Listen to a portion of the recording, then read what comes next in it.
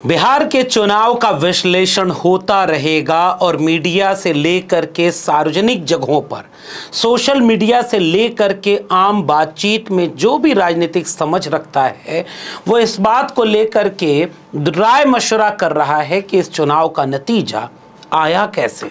लेकिन मैं आपको एक दूसरे संदर्भ से इसका विश्लेषण करना चाहता हूं।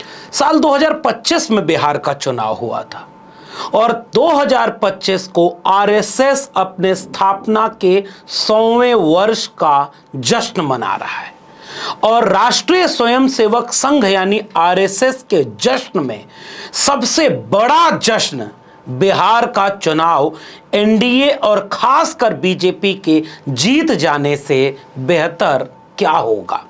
इसलिए इसे एक नए संदर्भ में देखिए कि भारतीय जनता पार्टी ने अपनी कोर विचारधारा से रत्ती भर भी समझौता नहीं किया। वो हिंदू राष्ट्र बनाने वालों को अपने काम पर लगा रखी है। कोई यात्रा निकाल रहा है, कोई टेलीविजन चैनल पर बैठकर बोल रहा है कि भारत को हिंदू राष्ट्र होना चाहिए। आरएसएस प्रमुख बोलता है कि भारत हिंदू राष्ट्र है और वहीं गांव-गांव आरएसएस का कैडर पहुंच करके आरएसएस के विचार और धार्मिक राष्ट्र, सांस्कृतिक राष्ट्रवाद को पहुंचा रहा है। और उसी भारतीय जनता पार्टी के ऊपर बहुत सारे लोग यह श्रेय देने की, क्रेडिट देने की बात कर रहे हैं कि यह चमत्कार केवल नरेंद्र मोदी से हो रहा है, यह चमत्कार केवल अडानी के पैसे से हो रहा है, यह चमत्कार मीडिया के जरिए हो रहा है। मैं ये देखना चाह रहा हूं और आपके सामने अपना विश्लेषण करना चाह रहा हूं कि सामाजिक न्याय के समाजवादी, अंबेडकरवादी राजनीति में कमियां ढूंढने वाले, उनकी कमियों को रेखांकित करने वाले विचारधारा के ऊपर जब हमलावर होते हैं और ये कहते हैं कि नहीं, इस तरह के विचार की अब जरूरत नहीं है। बीजेपी को देखिए, वो बदल गई, उसके मुख्यमंत्री, प्रधानमंत्री सारे बड़े चेहरों में कहीं कोई मोहन यादव है, कहीं कोई आदिवासी छत्तीसगढ़ में मुख्यमंत्री है और देश के प्रधानमंत्री ओबीसी हैं, राष्ट्रपति आदिवासी महिला हैं। तब मैं कहता हूं कि नहीं, भारतीय जनता पार्टी ने आरएसएस के सपनों का भारत बनाने के विचार से रत्ती भर भी समझौता नहीं किया है और वो अपने एजेंडे पर लगे हुए हैं।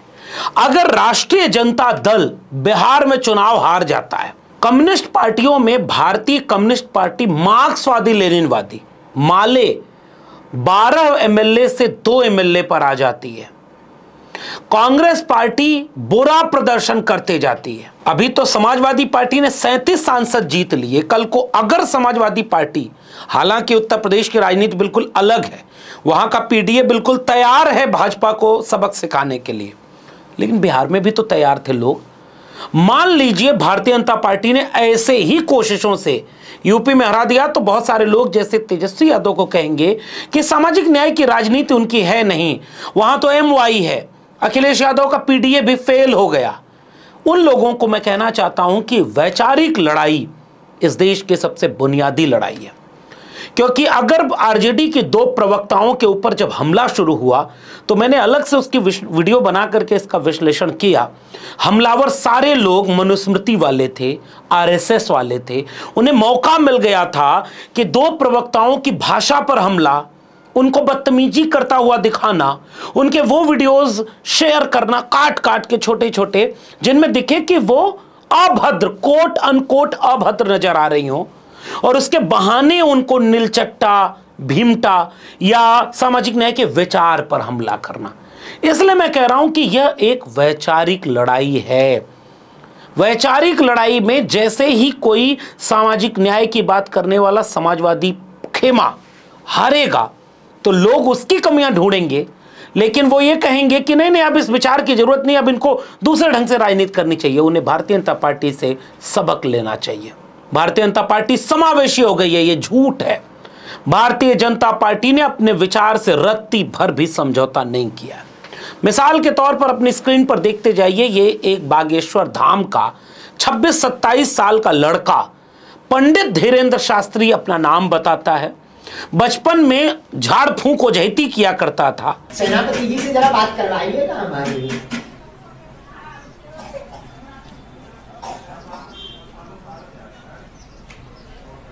हाँ, प्रणाम करता हूँ श्री चरणों में, दास का सीता। उसके बाद धीरे धीरे वह आगे बढ़ता है, पर्चियां बनाना शुरू करता है। ओझैती करने वाला एक बच्चा पर्ची बनाते बनाते वायरल होने लगता है और रील की दुनिया में कभी रावण तो कभी हनुमान से बात करता है। धर्म के आस्थावान लोग यह कभी सवाल नहीं करते कि यह उनके धर्म का भी अपमान है। एक बार हमारी रावण से बात हुई, बात फोन कॉल पर। अब ये मत पूछना कि नंबर क्या था, लेकिन चूंकि वो बाबा एक खास किस्म की आरएसएस और बीजेपी की पॉलिटिक्स के लिए बड़ा मुफीद होता है, तो वो प्रधानमंत्री, राष्ट्रपति सबको अपने आश्रम धाम बुला लेता है। बड़े बड़े चैनलों पर उसका साक्षात्कार होता है। वह पूरे देश का सबसे सनसनीखेज बाबा बन जाता है और फिर वह हिंदू राष्ट्र बनाने के लिए यात्रा निकालता है। यह आरएसएस और बीजेपी की विचारधारा है और साल 2025 बीजेपी के नहीं आरएसएस के लिए 100 साल पूरे करने वाला है। इसलिए जो पूंजी है अंबानी और अडानी की, जिसके लिए बिहार में 1 रुपए में जमीन दी गई, लेकिन अमित शाह को जमीन नहीं दिखी कि वहां फैक्ट्री लगा सके, लेकिन बिहार वालों ने इस पर वोट नहीं दिया। जितना वोट बिहार वालों ने दिया, अभी मैं उसकी ही बात कर लूं। अभी तो मैं उस सवाल पर जा ही नहीं रहा हूं कि 10,000 रुपया खाते में आया, उसका क्या प्रभाव पड़ा, चुनाव आयोग ने क्या क्या किया, कितनी बेईमानी की। लेकिन अगर बिहार के कुछ फीसद लोग भी अमित शाह की बात का जवाब नहीं दे पाए, बीजेपी चुनाव जीत गई। तो अंबानी और अडानी की पूंजी किसके पीछे लगी है? जो इस देश को हिंदू राष्ट्र बनाना चाहता है, भाजपा के पीछे। और पूंजी को लगता है कि धर्म के नाम पर एक ऐसी राजनीति इस देश में कामयाब हो जाएगी जो लंबे समय तक लोगों को एक छद्म राष्ट्रवाद में, छद्म धार्मिक राज्य की संकल्पना में अपने आगोश में ले सकती है। तो पीछे से भागलपुर में 1 रुपए में 1 एकड़ जमीन 33 साल के लिए लीज पर अडानी को मिल जाएगी। असली खेल यह है। लेकिन उसी बाबा की यात्रा में जब आप देखेंगे कि मुख्यमंत्री, मंत्री, सांसद, विधायक, कार्यकर्ता, बाबा और तमाम फिल्म स्टार, खेल वाले, सबको उसमें लगाया गया है कि आप उस यात्रा को प्रमोट कराओ। सीधे भाजपा ने अभी उस पर ऑफिशियली कुछ नहीं कहा है। ऑफिशियली भाजपा अभी कंकड़ फेंक करके तालाब में देखती है कि इसका माहौल कैसा बनेगा।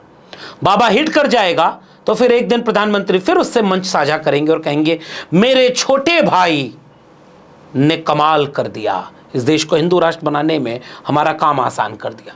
मेरे छोटे भाई धीरेन्द्र शास्त्री जी।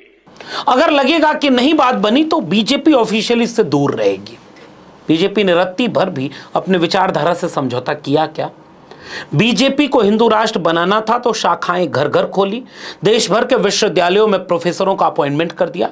मैं दिल्ली विश्वविद्यालय का अगर एक वाकया बताऊं तो दिल्ली विश्वविद्यालय का कुलपति कुछ दिन पहले अर्बन नक्सल टर्म का इस्तेमाल करके वही संघियों वाली भाषा बोलता है जो चौराहे पर, चट्टी चौराहे पर अनपढ़ गवार संघी बोलता है कि देखो कम्युनिस्टों को देश से भगा देना चाहिए, कांग्रेसी तो बहुत बर्बाद हैं, समाजवादी ऐसे हैं, राजद वाले ऐसे हैं, सबसे अच्छा कौन? बीजेपी।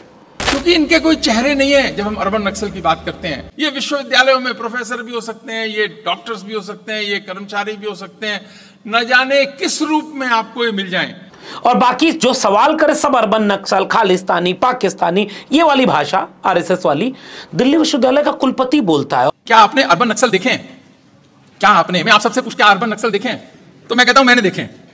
आप में से भी बहुत सारे लोगों ने देखे होंगे अर्बन नक्सल देखे।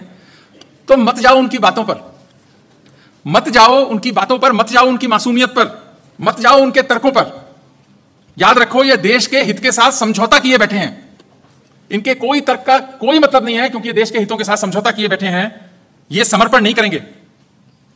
इनसे समर्पण की आशा करना नादानी से ज्यादा कुछ नहीं होगी। समर्पण नहीं करेंगे, इनको केवल कुचलना होगा। और मैं आपसे कह रहा हूं कि पिछले 6 महीने का दिल्ली विश्वविद्यालय में होने वाले सेमिनारों को दिल्ली यूनिवर्सिटी की वेबसाइट पर चले जाइए, दिल्ली यूनिवर्सिटी के नाम से जो फेसबुक पेज बने उन पर चले जाइए। आप पिछले 6 महीने में अगर 100 कार्यक्रम दिल्ली विश्वविद्यालय के डिग्री कॉलेजों में और विश्वविद्यालय कैंपस में हुए हैं तो 100 कार्यक्रमों का लिस्ट बना लीजिए। दिल्ली विश्वविद्यालय खुले आम आरएसएस की शाखा के रूप में काम कर रहा है। शाखाएं तो लगती हैं, एक एक विषय कोई धर्म पर है, कोई संस्कृति पर है, जो बीजेपी का एजेंडा है उस पर अभी हंसराज कॉलेज में एक कार्यक्रम हुआ, फिर दिल्ली यूनिवर्सिटी में हुआ, फिर जो आरएसएस वाले विचारक हैं उनकी किताब का विमोचन वहीं होगा। ऐसे ऐसे कार्यक्रम होंगे तो विश्वविद्यालयों पर पूरी तरह से आरएसएस का कब्जा है। वही प्रोफेसर बनाए जाएंगे, वही वाइस चांसलर बनाए जाएंगे, उन्हीं के लोग प्रिंसिपल बनेंगे, उन्हीं के लोग कमेटी में होंगे। तो जो नई पौध आएगी उससे कहेंगे आरएसएस में ज्वाइन नहीं करोगे तो तुम्हारा तो एडमिशन ही नहीं होगा पीएचडी में, तुम्हारा तो अपॉइंटमेंट ही नहीं होगा। फिर वो सारे शाखा जाएंगे, नमस्ते सदा वत्सले त्वया मातृभूमि हिंदू राष्ट्र, यही सब गाना गाएंगे, फिर वो अपॉइंट हो जाएंगे। क्योंकि पहली पीढ़ी के जो लोग आते हैं उनको नौकरी चाहिए होती है, उसमें दलित भी होंगे, उसमें पिछड़े भी होंगे, उसमें अति पिछड़े भी होंगे, उसमें सवर्ण भी होंगे, गांव कस्बे के किसान मजदूर के बच्चे भी होंगे, नौकरी चाहिए। तो एक पूरे एकेडमिक संस्थान को आरएसएस ने कब्जा कर लिया। वहां अगर कोई सवाल करेगा तो उसे एडमिशन नहीं मिलेगा, नौकरी नहीं मिलेगी, 4 तरह की चीजों में फंसा दिया जाएगा तो कोई सवाल नहीं करेगा। तो एक पूरी संस्था कब्जे में आ गई। ब्यूरोक्रेसी में, ऐसे ही ब्यूरोक्रेसी में जैसे चुनाव आयोग में ड्यूटी लगाई गई, चुनाव आयोग ने जितनी ड्यूटी लगाई उसमें से अधिकांश लोगों को यह समझ में आ गया कि भाई ये किन प्रकार जब अमित शाह ही जीतेंगे तो जब अपनी ड्यूटी करनी होती है तो कैसे करनी होती है। तुमने अच्छी ड्यूटी की, जैसे एक संभल के डीएम और एसपी है, उसका तारीफ योगी आदित्यनाथ करते हैं और बाकी लोगों को मैसेज दे देते हैं। अभी पिछले दिनों एक ट्विटर पर फोटो शेयर की, दोनों डीएम और एसपी मुख्यमंत्री से मिल रहे हैं। आप कहेंगे बुरा क्या है, मुख्यमंत्री से तो मिलना चाहिए। ऐसा नहीं है। ऐसी कितनी तस्वीरें उत्तर प्रदेश के 75 जिलों की आप लेके आए हैं। उत्तर प्रदेश के कितने जिलों की ऐसी तस्वीरें डीएम एसपी की आपको साझा करने को मिलती हैं। वो डीएमएसपी हैं जिन्होंने हिंदू मुसलमान करने में ऐसा मीडिया में एक अपना चेहरा चमकाया था कि वो चर्चा में हैं, जिनके ऊपर कई तरह के सवाल उठे, लेकिन वो मुख्यमंत्री के साथ इसलिए साझा हो रहा है ताकि बाकी ब्यूरोक्रेसी में मैसेज चला जाए, अच्छी पोस्टिंग पानी है, अच्छा जला पाना है, अच्छा सब कुछ करना है, तेजी से प्रमोशन करना है, गुडविल में रहना है, तो इस रास्ते चलना होगा। पूरे देश में बीजेपी ऐसे ब्यूरोक्रेसी को कब्जे में की हुई है। बाकी लोगों पर इतने तरह के मुकदमे, झूठे चीजें इतना उलझा देंगे, कोर्ट कचहरी थाना पुलिस ही घूमते रह जाएंगे। जुडिशरी में कहीं कहीं थोड़ा बहुत अवकाश है, लेकिन बाकी जज पर जूता चल गया, देश में कहां कोई हंगामा हुआ। और वही सारे लोग जो प्रियंका भारती, कंचना यादव को ट्रोल कर रहे हैं, वही सारे लोग जो समाजवादियों, अम्बेडकरवादियों और संविधान की बात करने वालों को ट्रोल करते हैं, वही सारे लोग जो इन विपक्ष के राजनीतिक दलों का मजाक उड़ाते हैं, गालियां देते हैं, वही सारे जस्टिस BR गवई के ऊपर फेंके गए जूते के पक्ष में खड़े थे।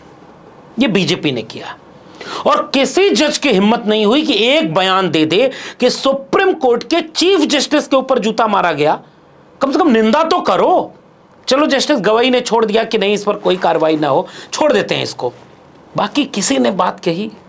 जिस देश में एक बार सुप्रीम कोर्ट के 4 जज उतर करके प्रेस कॉन्फ्रेंस किए थे कि 20 साल बाद जब ये लोकतंत्र मर जाएगा ना, तो आने वाली पीढ़ी जब पूछेगी तुम क्या कर रहे थे, तो हम कहेंगे कि हम प्रेस कॉन्फ्रेंस करके कह रहे थे कि लोकतंत्र की हत्या हो रही है। फिर उन्हीं में से कुछ जज को सेट कर लिया, किसी CD, ED, PD, बहुत सारी चीज़ें DD वाली होती हैं, उन्हीं से अपने मन मुताबिक फैसले करवाए जाते हैं और बाहर से दिखता है कि न्यायपालिका निष्पक्ष है और देखिए फैसला कैसे कर रही है। और रिटायर होने के बाद सब अपना सेटल अच्छे से, पूरा का पूरा न्याय तंत्र में बहुत अच्छे जज जो होंगे, कुछ अच्छे वकील होंगे, वो डर जाएंगे, वो अकेले पड़ जाएंगे, वो चुप हो जाएंगे, या कहीं कहीं कुछ कर रहे होंगे, कुछ दिन बाद चुप कर दिए जाएंगे। पूरा तंत्र न्यायपालिका का कब्जे में। उसके बाद संसद में कानून बने, बातचीत हो, वो आप जानते हैं, बहस होने नहीं दी। अपने से जहां बिल पास करना होता सारे सांसदों को बाहर करके बिल पास हुआ, और नहीं करना है तो संसद नहीं चल रही है, बाहर लोग कहेंगे कि विपक्ष केवल हंगामा कर रहा है, देश का पैसा बर्बाद हो रहा है। पूरा का पूरा संसदीय लोकतंत्र कहां खड़ा है। आखिर में चुनाव आयोग आता है। चुनाव आयोग के लिए बीजेपी ने पिछले दिनों ऐसे ही सांसदों को बाहर ढकेल करके एक नियम बना दिया कि चुनाव आयुक्त जब बनेंगे तो उसमें से 2 लोग सरकार की खेमे के होंगे, एक नेता प्रतिपक्ष होगा। नेता प्रतिपक्ष मीटिंग में जाए न जाए, सहमत हो असहमत हो, कोई फर्क नहीं पड़ता, सरकार जिसको चाहेगी चुनाव आयुक्त बना लेगी। और चुनाव आयुक्तों ने बैठ करके नियम बना दिए कि 45 दिन में CCTV बंद हो जाएंगे, डिलीट, माँ बहनों की फोटोज डिलीट। उसके बाद कितना भी वोट चोरी के आरोप लगे, जवाब देना नहीं है। पिछला वाला शायरी सुनाता था, इस बार वाला बहुत गंभीर दिखता है, लेकिन पूरे चुनाव में कहीं आपने देखा कि बिहार में चुनाव आयोग की कोई कड़ी कार्रवाई हुई किसी भी भाषण पर? और भाषण क्या क्या नहीं दिया गया, नमक हराम मुसलमानों को बोला गया। मोकामा में एक अपराधी गुंडा अनंत सिंह नाम का व्यक्ति हत्या करवा देता है और फिर कुछ देर बाद उनको लगता है कि गड़बड़ हुआ तो जेल में भी चला गया। उसके बाद जेडीयू का एक बड़ा नेता, केंद्र में कैबिनेट मंत्री, उसी मोकामा में जाकर कहता है हम सबको अनंत सिंह बनकर लड़ना होगा। कल्पना करके देख ली, इसी जगह पर आरजेडी का कोई नेता होता और ये बयान दिया होता, इतने मुकदमे होते, इतना जेल में होता। चुनाव आयोग ने ललन सिंह को कुछ नहीं किया। विजय सिन्हा ने कहा बुलडोजर चला देंगे, सरकार बनने दो, छाती तोड़वा देंगे। कुछ भी नहीं हुआ विजय सिन्हा का, डिप्टी सीएम रहा पिछली बार। और सुनील सिंह नाम का एक व्यक्ति जो आरजेडी की तरफ से एमएलसी है, उसने केवल यह कहा अगर आप लोकतंत्र को लूटोगे, लोकतंत्र की हत्या करोगे तो नेपाल की तरह यहां के नौजवान भी सड़क पर उतर जाएंगे। पूरा वाक्य फिर से पढ़िएगा, अगर आप ऐसा करोगे तो ऐसा होगा। और वो मुकदमा हो गया उनके ऊपर, डीजीपी ने किया। मेरे ऊपर जो सारण पुलिस ने मुकदमा किया वो उस वीडियो पर किया कि सीसीटीवी बंद है और उस पर मुकदमा कर दिया।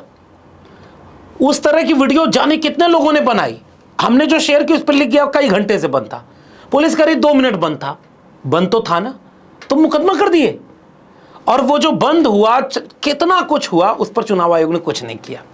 ऐसे डराया जाएगा, यूपी में ऐसा खूब हुआ है। इन्हीं चुनाव आयुक्तों ने नियम बना दिया है कि इनके ऊपर कोई मुकदमा एफआईआर नहीं कर सकता, वो रिटायर हो जाए तब भी। सबको सुरक्षा दे दी गई, जो करना है करो बॉस, आप कुछ भी नहीं होगा। और इन सब पर जिसकी जिम्मेदारी थी सवाल करने की, वो मीडिया। जब दिन चुनाव परिणाम आते हैं, जब अगर बीजेपी जीते तो जश्न की तरह वहां पर भाषा बोली जाती है, विपक्ष के लोगों को ह्यूमिलिएट किया जाता है, व्यंग बोला जाता है, ताने मारे जाते हैं, मजाक उड़ाया जाता है। और बीजेपी जीतती है तो ऐसा लगता है कि मीडिया, वो पत्रकार, वो एंकर खुद जीत गए हैं। उसके बाद भी कुछ लोगों को लगता है कि इस देश की मीडिया निष्पक्ष है, टीवी पर बैठे लोग पत्रकार हैं। नहीं साहब, ये सब बीजेपी और आरएसएस के एजेंट हैं। मैं बड़ी गंभीर बात कह रहा हूं, पूरी गंभीरता से कह रहा हूं। इसके लिए जो सजा होगी मैं उठाने को तैयार हूं, क्योंकि ये जो दिख रहा है ये बात हम बोलेंगे नहीं और आम गरीबों को ये कहेंगे कोई 5 किलो अनाज पर बिक रहा है। और बहुजनों को भी मैं बता रहा हूं, एससी एसटी ओबीसी को क्या मिल रहा है हिंदू राष्ट्र में, ये मोहन यादव से पूछ लीजिए। मोहन यादव होकर के बीजेपी के मुख्यमंत्री थे, 14% ओबीसी आरक्षण को बढ़ाकर 27% करना चाह रहे थे। इतना गाली दिया खास जातिवादी लोगों ने बीजेपी के, कोई बचाने नहीं आया मोहन यादव को। उमा भारती से लेकर के कल्याण सिंह लोधी जात से आते थे, कैसे कैसे कौन कौन किनारे लगाया गया एससी एसटी ओबीसी बीजेपी ने, वो सबको पता है। और ओबीसी अगर आप बात करते हैं कि मोदी जी ओबीसी हैं तो फिर मैं आपको धन्यवाद कह दूंगा कि उसके आगे मैं बात नहीं करूंगा।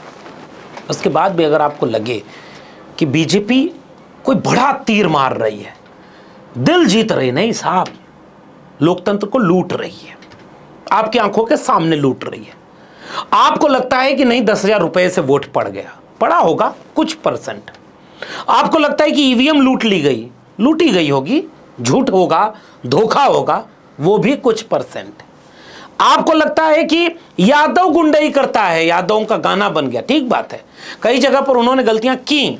ये थोड़ा सामाजिक न्याय के लोगों को भी विश्लेषण करना होगा कि कहां उनकी चूक हो रही है। लेकिन भाजपा ने कैसे उसको प्रोपोगेट कर दिया। मैं कह रहा हूं, ललन सिंह की जगह ललन यादव अगर वो भाषण दिया होता कि हम सबको अनंत सिंह बनना है, विजय सिन्हा की जगह कोई विजय यादव बोला होता कि छाती पर बुलडोजर चला देंगे, ये उसने नाम लेके बोला कि यादवों का गांव है, फिर क्या होता? मीडिया ने एक सवाल किया, क्या, कैसे यादवों को दुश्मन बना दो, कैसे जाटवों को दुश्मन बना दो, कैसे जो भी जाति लड़े उसको दुश्मन बना दो। ये भी बीजेपी करती है। बीजेपी पैसे से वोट खरीदती है, कौन नहीं जानता। और चुनाव आयोग क्या कर रहा है और लोकतांत्रिक संस्थान क्या कर रहे हैं, वो कहां खड़े हैं। इसलिए मैं जो कहना चाह रहा हूं, ये मेरा विश्लेषण है, आप सहमत असहमत हो सकते हैं, लेकिन एक बात याद रखिए, राजनीतिक दल विपक्ष के जितने हैं वो जहां गलती कर रहे हैं वो अपना मूल्यांकन करेंगे, और नहीं करेंगे तो हारेंगे।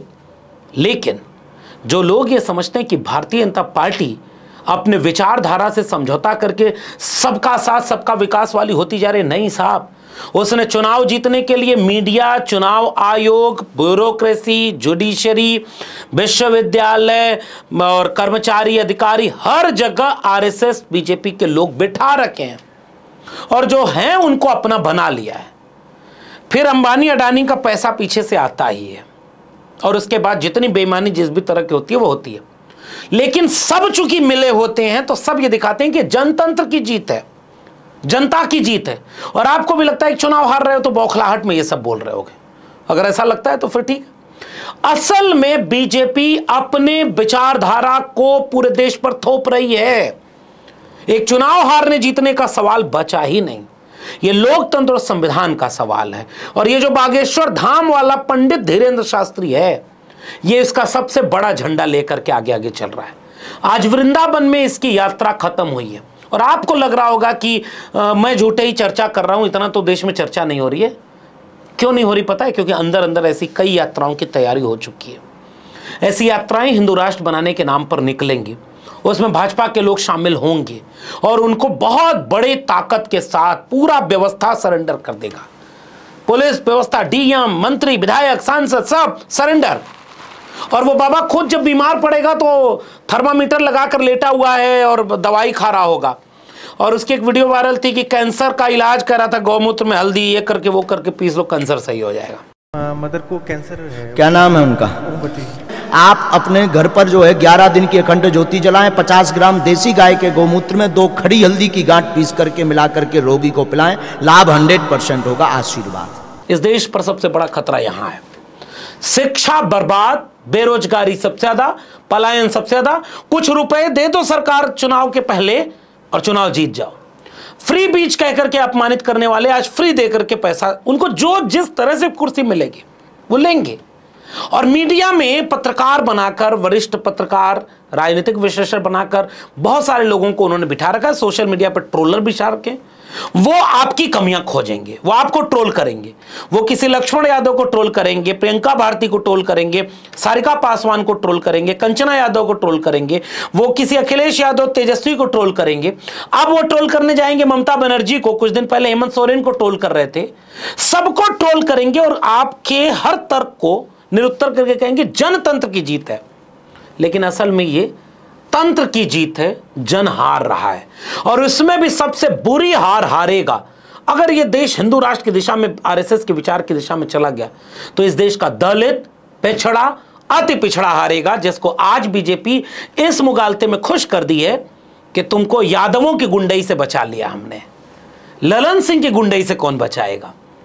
और यूपी और बिहार में 90 के पहले किसके गुंडई थी जिससे समाजवादी लड़े थे? कोई मुलायम सिंह पैदा हुआ, कोई कांशीराम पैदा हुआ। उस जमाने में भी कोई नीतीश कुमार खड़ा हुआ था, रामविलास पासवान खड़ा हुआ था, कोई लालू यादव खड़ा हुआ था, कोई कर्पूरी ठाकुर, जगदेव मंडल लड़ा था। किसके खिलाफ लड़े थे? ये सब विमर्श खत्म। और चूंकि पूरा सिस्टम बीजेपी का अपना है, इसलिए किसी में कमी दिखेगी ही नहीं आपको। सारी कमी अपनी तरफ देख करके बीजेपी आरएसएस के हिंदू राष्ट्र की दिशा में बढ़ती जाएगी। और उस झंडे को नरेंद्र मोदी ने अभी पंडित धीरेन्द्र शास्त्री यानी 27 साल के एक बाबा को पकड़ा रखा है और उसके साथ कई बाबाओं की एक टोली है। ये झंडा आगे बढ़ता जा रहा है।